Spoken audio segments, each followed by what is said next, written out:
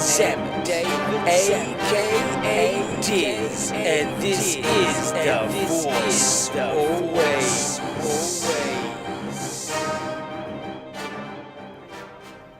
Yes, welcome to the show. I've got no hat, no beanie. I've got the t-shirt rocking. It is still cold here in Melbourne, Australia, but I'm strong with the Force, and I'm going to bear this episode with just the t-shirt. Anyway, so subscribe to this channel for more Star Wars news, views, and reviews, interviews on my behalf to you guys. So do that to keep the channel rocking. Anyway, so let's get into the Star Wars news. As it's July 4th weekend in America, which is the epicenter for Star Wars news, it's a bit limited this time around because of the big celebration. But there has been a lot of tidbits. And the tidbits include, here we go, some more news. Ron Howard has taken to his Twitter account to release a photo of him stepping into the young Han Solo film. It was just off his feet with some production things around him on the floor. It sort of just said, I'm stepping into this world and things are beginning. So it just relieved a lot of the fans, and that was great. To more news, a sizzle reel or a behind the scenes featurette will be shown at D23, the big Disney presentation of all things Disney, on July 15. That's behind the scenes featurette, July 15 at D23, and it will be of The Last Jedi. So that will be exciting, so watch out for that. To more news, Luke Skywalker, the character Luke Skywalker, he's a character. He's not a real person, even though sometimes some of us, including myself, think he's a bit more real to life. But anyway, Luke Skywalker has a new Force ability. It's sort of described as a Force repulse, where he's able to penetrate or disintegrate things around him using a Force ability,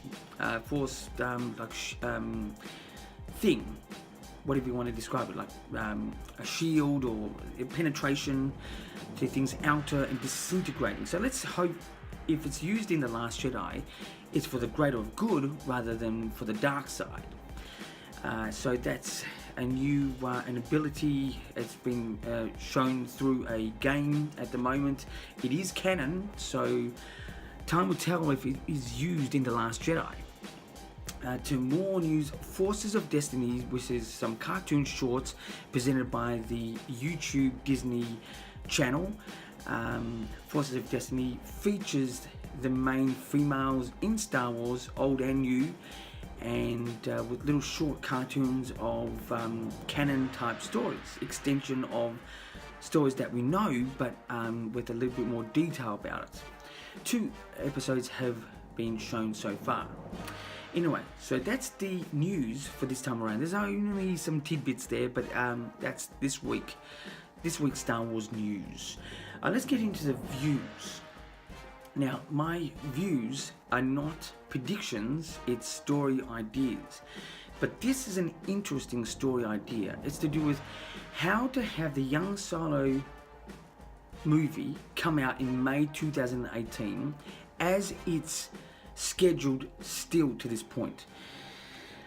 I say still to this point because I think, as sort of a prediction, which is a bit contradictory on my behalf, but it will be released later on. But anyway, let's not worry about that right now. How to have it come in May 2018 as it's scheduled.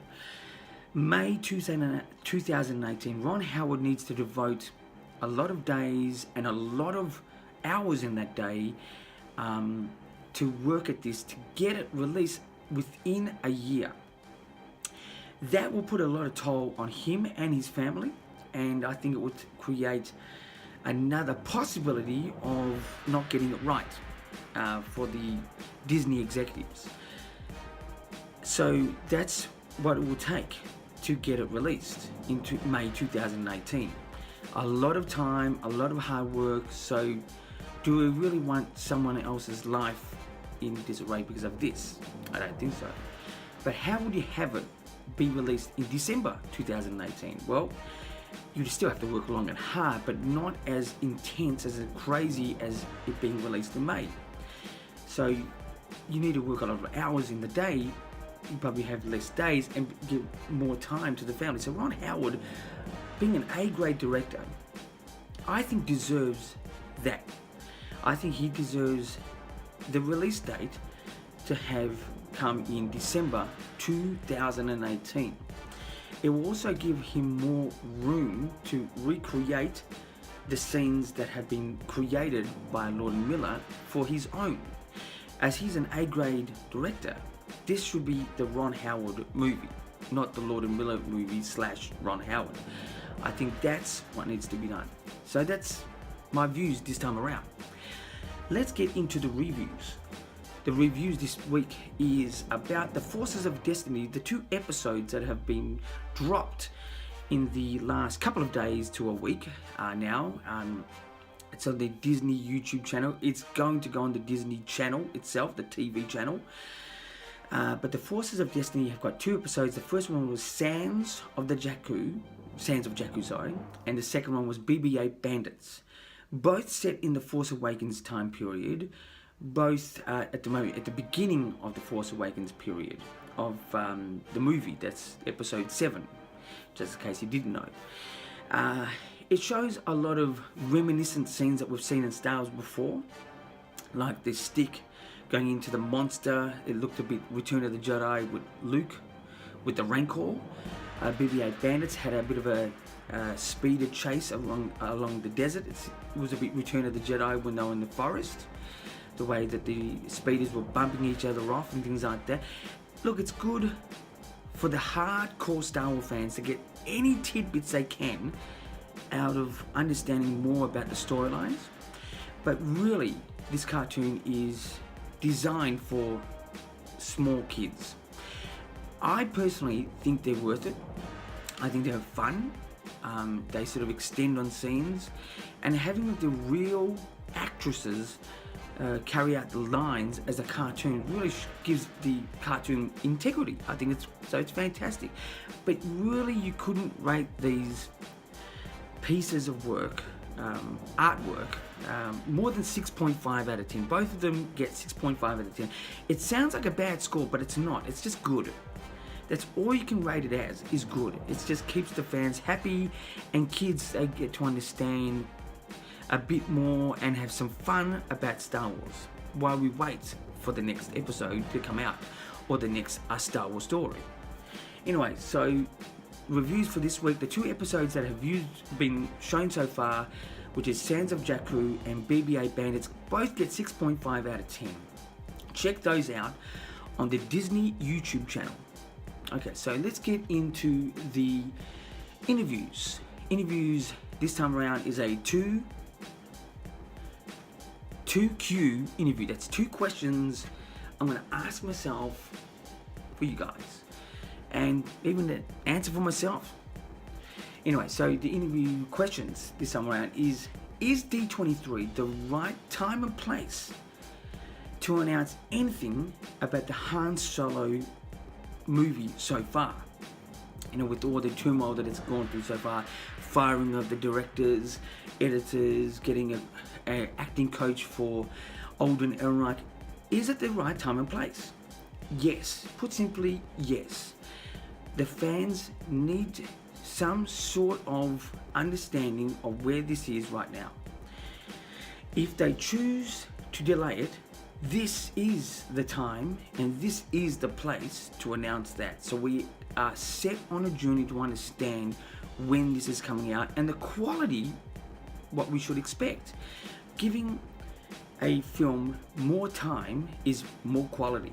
Having less time is less quality and more about the quantity of getting it out there. So I think it's the right time and place to update us with whether it's bad or good news about the young Han Solo film.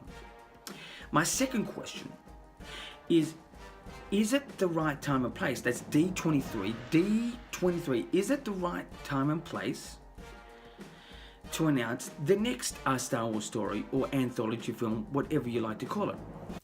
I think knowing Disney, they're very conservative. They won't do it. And personally, I think it's not, because it is confusion. It would be about confusion. There'll be too many things at D23 that Star Wars that people won't get. The hard Star Wars fans will get it. Hardcore Star Wars fans will get it, but the majority of partial Star Wars fans and just people who just go to the cinema to watch Star Wars as just another movie won't get what's going on as a promotional tool of all these things happening at once. What's Han Solo? What's the Star Wars story? What's Anthology? What's The Last Jedi? What's Episode 7? What's Episode 8? All these things. As much as I want it to be announced as a hardcore Star Wars fan, I think it's the wrong time or place. Let that be down the track. And as Disney loves being conservative, that's a good thing for them. And I still believe that the third and next Star Wars anthology or Star Wars story film should be about the Knights of Ren, not Obi-Wan, not Boba Fett, which are still good, but I think something really more interesting, more than just about one person, a group of people like the Knights of Ren, would be more interesting. Anyway, so that's my interviews this time around. So, to all the American people out there, may the July the 4th be with you. Bit of a spin on words there. And as I keep saying, on this channel, which you can subscribe to at any time, and it's free. You get free news, free views, free reviews, free interviews. Just subscribe, and I'll keep rocking. And that's what I do. And here I go. Until next time, keep rocking.